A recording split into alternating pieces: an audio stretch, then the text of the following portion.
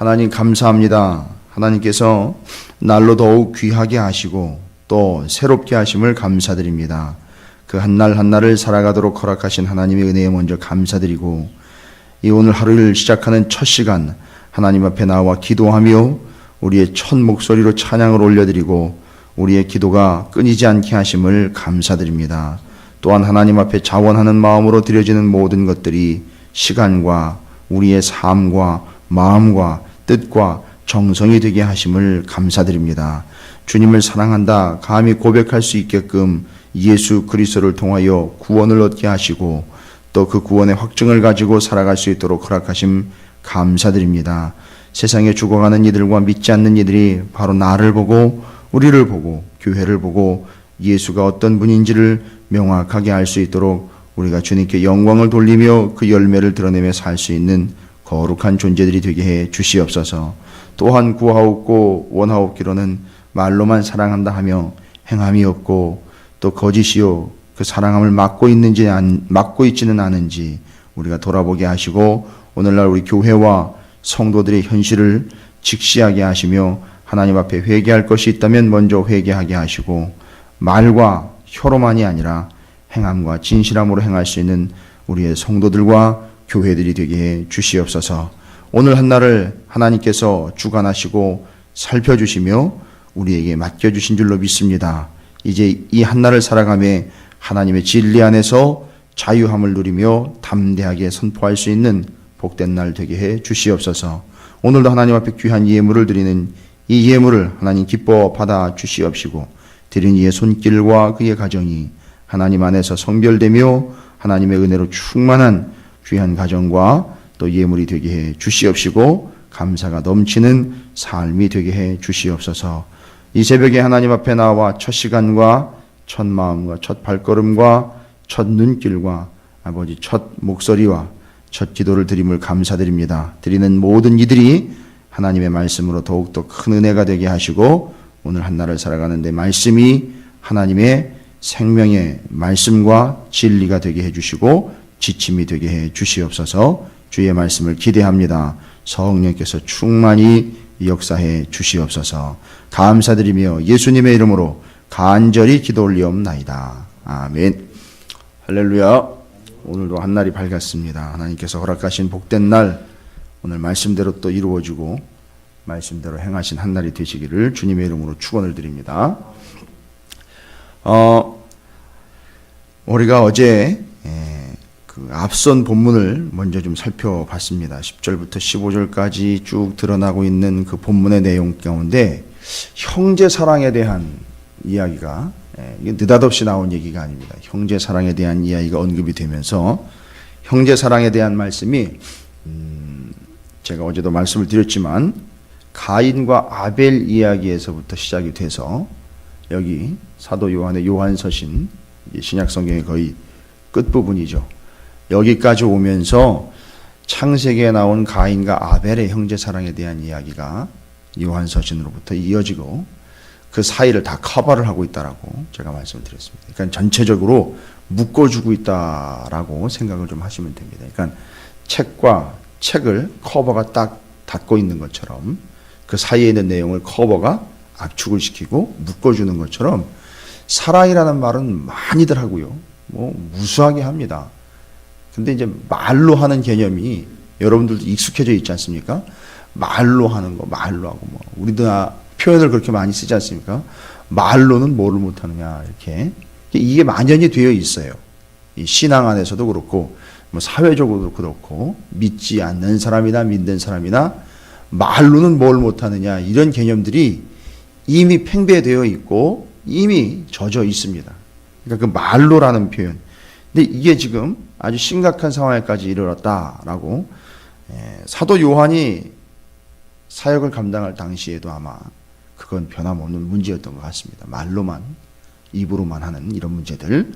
자, 근데 이제 형제 사랑에 대한 본질을 이야기할 때 가인과 아벨 이야기를 하면서, 그렇죠. 가인하고 아벨이 형제 사이였다는 거죠.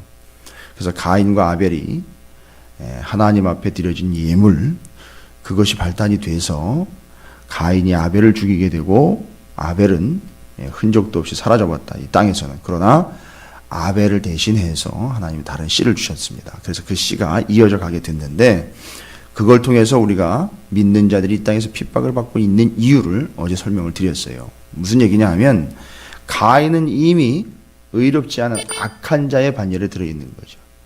그 다음에 아벨은 그 악한 자로부터 핍박을 받는 대표적인 존재로 기록이 되어 있습니다.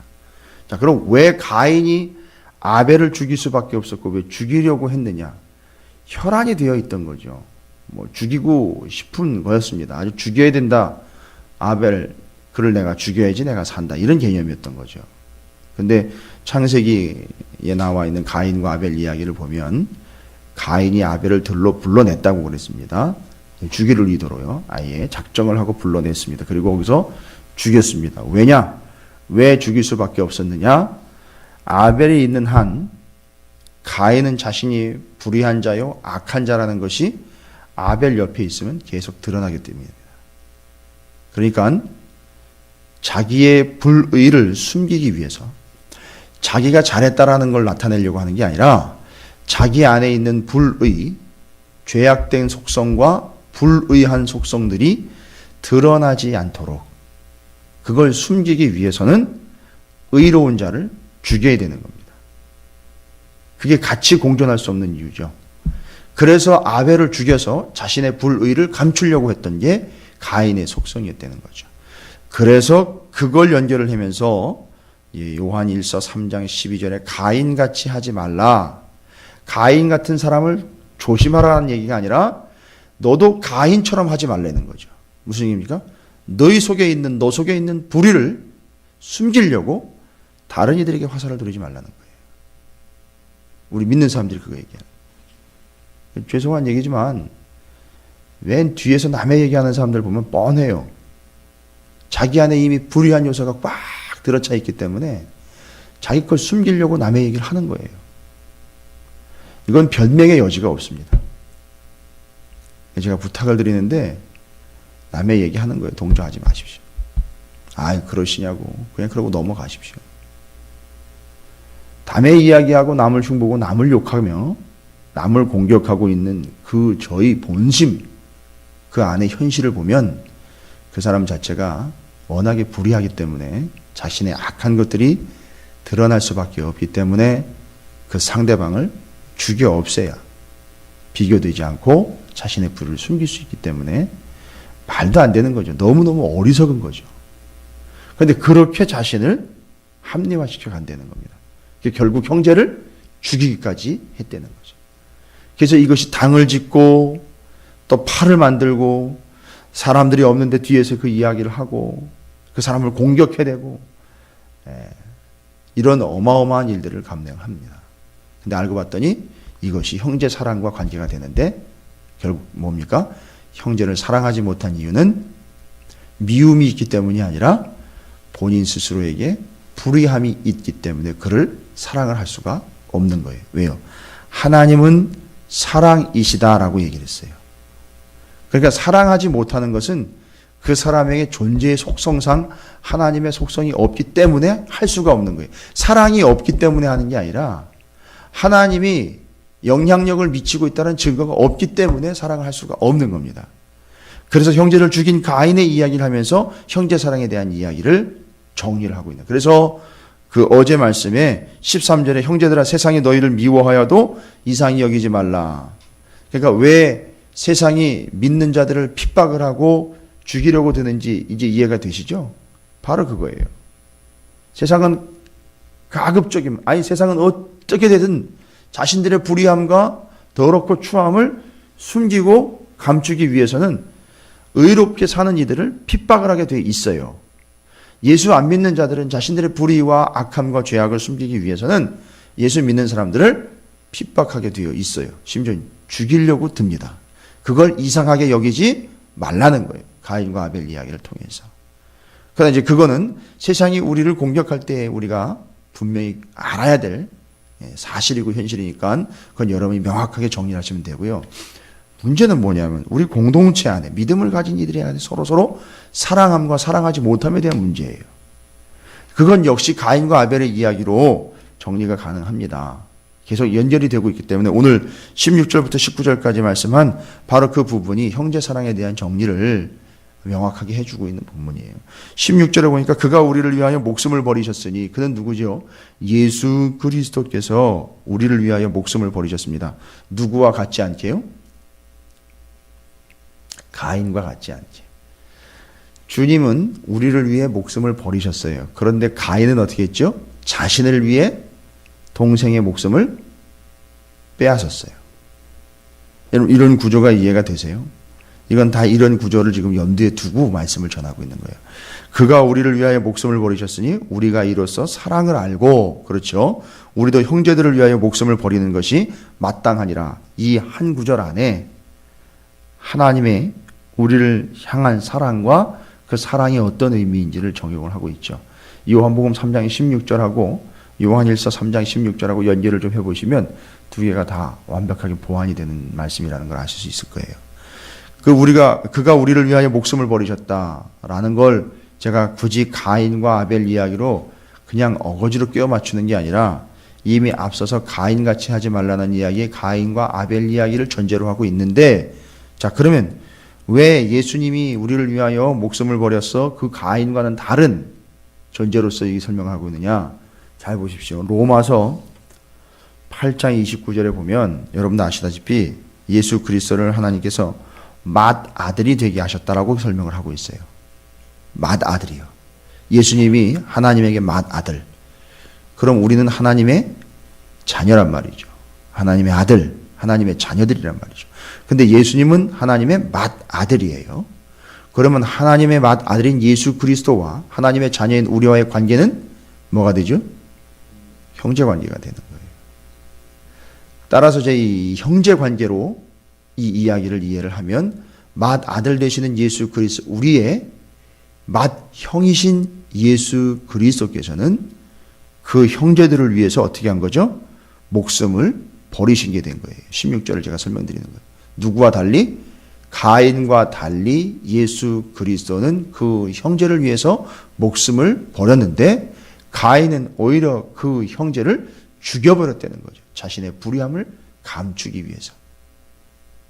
이게 그 차이입니다. 그래서 그 사랑이 죽음으로 온전하게 된 이 분명한 이 영적인 원리와 기독교의 진리를 설명을 하고 있는 겁니다. 그래서 우리가 이로써 사랑을 알고, 왜냐하면 예수 그리스도 직접 친히 맏아들이신 우리의 맏형이신 예수 그리스도께서 우리를 위해서 죽음을 감당을 해내신 거죠. 가인과는 달리 이렇게 되어버린 거예요. 그래서 그것이 이해가 되면 우리도 형제들을 위하여 목숨을 버리는 것이 마땅하니라. 이것이 우리가 이제 사랑의 관계에서 목숨이 왔다 갔다 하는 이 구조를 정확하게 설명을 해내는 겁니다.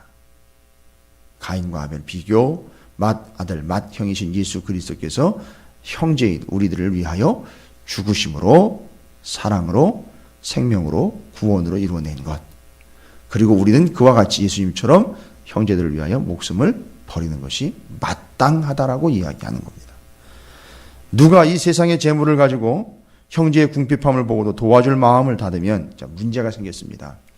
이건 당연한 건데 이렇게 사랑하며 심지어 목숨을 내어 놓고서라도 사랑을 하는 것이 당연한데 걸림돌이 생겼습니다. 무슨 걸림돌이냐면 17절에 이야기하고 있는 게 우리가 삶을 살아가면서 계속 겪고 있는 거예요. 걸림돌입니다. 누가 이 세상의 재물을 가지고 형제의 궁핍함을 보고도 도와줄 마음을 닫으면, 자, 이게 이제 걸림돌이 된 겁니다. 형제를 보고 형제의 궁핍함을 모르는 게 아니에요. 형제의 아픔을 모르는 게 아닙니다. 형제가 얼마나 어려움을 겪고 있는지 모르는 게 아니에요. 그가 얼마나 궁핍하게 살고 있는지 모르는 것도 아니에요. 그리고 마음 가운데에는 그를 도와줘야 한다라는 것도 알고 있어요. 도와주는 게 당연하다라는 것도 인식을 하고 있습니다. 다 공감하고 있고 인정하고 있습니다. 그런데 문제는 뭐예요? 그 도와줘야 된다라는 마음, 도와줘야지 하는 그 마음을 어떻게 합니까? 닫아버린다는 게 문제예요. 그걸 모르는 게 아닙니다. 인식을 못하는 게 아니고 인정을 안 하는 게 아니에요. 형제가 지금 어렵지. 그렇지, 내가 이러면 안 되지. 내가 저를 가만두면 안 되지. 저를 도와줘야지. 저를 위해 목숨을 내어주듯 내가 사랑을 해야지 모르는 게 아니라고요. 그리고 그 형제의 어려운 형편을 모르는 것도 아니에요. 다 압니다. 그런데 문제는 뭐냐? 아주 큰 걸림돌이며 장애물이 뭐냐면 그 도와줘야 된다라는 마음을 어떻게 하느냐 하면 닫아버려요. 탐심 때문에 내가 왜 도와줘? 이렇게 되는 게 아니라 도와줘야 하는데 도와줘야 할 마음을 닫아버립니다. 말하자면 댐으로 내려오는 물을 확 막아서 흘러가지 못하도록 하는 거예요. 물은 있어요, 지금. 흘러내려갈 수 있는 문만 열면 흘러갈 수 있는 물도 있고요. 시설도 되어 있고 준비도 되어 있는데 막아버린 거예요. 없는 게 아니에요. 마음은 있습니다. 그런데 그걸 막아버린 겁니다. 여러분 왜 이렇게 막아버릴 거가요? 왜 이렇게 막힌 걸까요? 도와줘야 된다는 마음은 있는데 이걸 막아버립니다. 대개가 보면 왜 그렇게 막아버리느냐 봤더니만 두려움이에요. 두려움. 무슨 두려움입니까? 아, 내가 이렇게 만약에 이렇게 하면 이렇게 했다가 거절당하면 어떻게 하나? 그죠? 그런 것도 있고 그 다음에 내가 이렇게 하는데 사람들이 나를 보고 나댄다 그러면 어떻게 하나? 아, 요거 가지고 될까? 아, 유별 떤다고 그럴 텐데 이거 거절하면 어떡하지? 심지어는 남의 이목이 집중되는 게 부담스러워가지고선 아, 이거 좀 어려운데 하면서 스스로 도와줄 마음을 어떻게 하는 거예요, 지금? 있는데, 마음은 있는데 그걸 어떻게 하고 있어요? 막고 있는 거예요. 요걸 이야기하는 겁니다. 그리고 또 심지어는 어떤 경우까지 있느냐면 다른 사람이 다른 일을 도와줄 마음이 있는데 그 사람에게 어떻게 합니까? 하지 말라고 막아요. 아니, 그걸 왜 해? 당신도 어려운데 그런 걸 왜 해? 내지는 아우, 그거 하면 누가 또 뭐라 그럴 거야. 또 좀 생각해보고 해. 이런 거죠. 여러분 다 공감이 되실 거예요. 이런 도와줘야 되는 사랑하는 마음, 이걸 없는 거가 문제가 아니라 그걸 막고 있는 게 문제라는 거죠. 그래서 이제 명확한 기독교의 원리, 행동, 지침을 말씀을 하고 있습니다. 그죠? 18절 말씀이에요. 지침을 받고 있습니다. 자녀들아, 우리가 말과 혀로만 하지 말고 행함과 진실함으로 하자. 이게 원칙이에요. 여러분 혹시 고민하고 있다거나 도와줄 마음은 있는데 그걸 막고 있다거나 여러분 자신의 이야기도 마찬가지지만 혹여나 다른 사람도 이러고 있다면 이건 분명한 거예요. 원칙입니다. 이건 원리예요. 아예 원칙으로 그냥 확 박아버려야 됩니다. 어떻게 해야 된다고요? 말과 혀로만 하는 게 아니고 분명히 기록된 것처럼 행함과 진실함으로 하라는 게 원리입니다. 행함과 진실함이에요. 말과 혀만이 아니라 행함과 진실함. 여기서 행함과 진실함을 원래 원어로 설명을 드리면요. 행함과 진실은 중요한 부분입니다. 표시를 해 놓으셔도 되고요. 이렇게 적어 놓으셔도 돼요. 행함과 진실함이라는 것은 다른 말로, 다른 말이 아니라 원어의 원본 의미, 원래의 의미로 설명을 드리면 행함이라는 말은 복수입니다. 하나가 아니에요. 한 번 행하고 마는 게 아니에요. 일들이라는 뜻이에요. 일들. 행하다 보면 일을 하게 되는 거잖아요. 일들. 직접 일을 하라는 거예요. 일들과 진실이라는 말은 진리 안에서라는 뜻이에요. 그렇죠. 아, 그러니까 말로만 하지 말고 일을 하라는 거죠. 실제로. 이거 영어로 보면 work. 일하는 거예요, 일. 실제로 일을 만들어 내려는 거예요. 해내려는 거예요. 그런데 그게 한두 개가 아니라 여러 개예요. 복수로 되어 있습니다. 그런데 그걸 어떻게 해요? 진리 안에서. 진리는 뭐예요? 말씀이에요. 말씀 안에서 그게 맞는 일이면 하라는 거예요. 말과 혀로만 하지 말고 말씀을 벗어나지 않는, 말씀 안에 있고 말씀이 그걸 요구하고 말씀이 그렇게 하라고 하면 말씀 안에서 말씀대로 그 일들을 하라는 거예요. 말과 혀로만 하지 말고. 이게 원리입니다. 대원칙은 말씀을 드렸죠. 형제 사랑, 우리의 맏형 예수 그리스도께서 그리하신 것처럼 내가 그렇게 하는 거. 가인처럼 하는 게 아니라 예수 그리스도처럼 내가 그렇게 하는 거. 어떻게 해요? 말과 혀로만 하는 게 아니라 말씀 안에서, 말씀을 벗어나지 않는 말씀의 범위 안에서, 진리 안에서 일들로 그 사랑을 이루어 가라는 거예요. 실제로 실천을 하라는 거죠. 여러분 정리가 되셨나요? 이게 대원칙입니다. 말과 혀로만이 아닌 행함과 진실함, 곧 일들과 진리 안에서예요.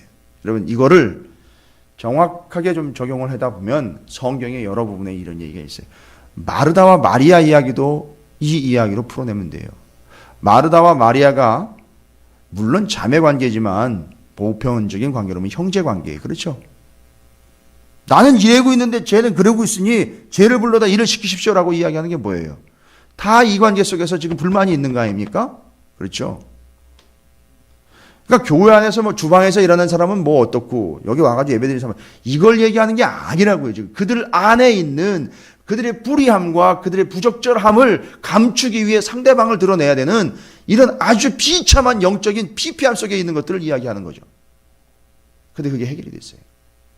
부활하신 예수 그리스도를 만나고 난 다음에 주방에서도 기쁜 마음으로 감당을 하며 주님의 말씀을 듣는 것도 감당을 하는데 마르다, 마리아 이야기를 봅니다. 마르다는 이미 일을 통해서 행함으로 주님과 형제들을 섬기고 있고 마리아는 어떻게 했죠? 자신의 귀중한 보배를 깨서 그걸 드림으로 행함으로 일을 통해 온전하게 행하고 있다는 걸 이야기하고 있어요. 그 다음에 여러분 데살로니가 전서를 보시면 데살로니가 교회 믿음의 역사, 사랑의 수고, 소망의 인내 이 세 가지가 그들에게 있었다라고 분명히 얘기하고 있습니다. 그런데 사랑의 수고, 짝입니다. 짝. 여러분이 신고 계신 신처럼 짝이에요. 사랑의 수고, 사랑이라는 건 그 수고, 그것이 함께 가는 거예요. 전제가 되는 거예요. 그게 한 짝이 되는 거예요. 그래서 수고라는 거 싫어요. 수고하세요 하면 싫어요라고 대파고 싶어요. 힘드니까. 그죠? 그런데 사랑의 수고라고 짝이 되어 있어요. 믿음의 역사, 믿음이 있다면 행함이 되는 거죠. 사랑이 있다면 수고로움을 감당하는 거예요. 소망이 있다면 기다릴 줄 아는 거예요. 이걸 이야기하는 겁니다. 이게 믿음, 소망, 사랑이에요. 거기서 사랑이 이야기될 때 수고가 같이 가고 있다는 걸 여러분 잊지 마십시오. 이게 바로 여기 오늘 19절까지 말씀하고 있는 말과 혀로만이 아닌 행함과 진실함으로 한다라는 말을 정확하게 설명을 하고 있는 내용들이에요. 19절이 이제 그걸 행하는 모든 이들에게 어떤 결과로 또 어떤 근거로 그 일들이 감당이 되느냐. 이로써 우리가 뭐에 속한 줄 압니까? 진리 말씀에 예수 그리스도인 진리 그 말씀 안에 속한 줄을 알고 또 우리 마음을 주 앞에서 어떻게 한다고요? 굳세게 한다는 거예요. 흔들리지 않고 그냥 올곧게 갈 수 있는 비결이라는 얘기예요. 여러분 주님 안에서 여러분이 진리에 속하게 되고 여러분의 마음을 굳세게 하시기를 주님의 이름으로 축원을 드립니다. 어떻게 해요? 말과 혀로만이 아닌 행함과 진실함으로 하는 겁니다. 일들과 말씀의 범위 안에서예요. 이 원리는 분명히 말씀드렸죠. 근거가 어디 나오는 겁니까? 가인과 같지 아니한 우리의 맏형이신 예수 그리스도께서 형제들을 위하여 목숨을 내어준 바처럼 자신의 의를 드러내기 위함이 아니요 자신의 불의를 숨기기 위함도 아닌 오직 사랑으로만 당신의 생명을 내어준 예수 그리스도처럼 우리도 그 예수 그리스도를 믿는 자로서 형제를 위하여 목숨을 내어 줌. 그것을 말과 혀로만이 아닌 행함과 진실함으로 행할 때에 우리는 그 진리에 속한 자가 되며 우리의 마음을 더 굳세게 요동치지 않고 올곧게 주님 오실 날까지 이어갈 수 있다는 근거를 제공하고 있습니다. 여러분 오늘 한날 말과 혀로만이 아닌 행함과 진실함 여러 일들과 진리인 말씀에 근거해서 여러분의 사랑을 온전케 하기를 굳세게 여러분의 믿음을 지켜가기를 주님의 이름으로 축원을 드립니다. 혹시 여러분이 감당해야 될 교회의 일들이 있다면 형제들을 위하여 해야 될 일이 있다면 오늘 말씀을 기억하시면서 감당을 해내시면 여러분에겐 말씀이 이루어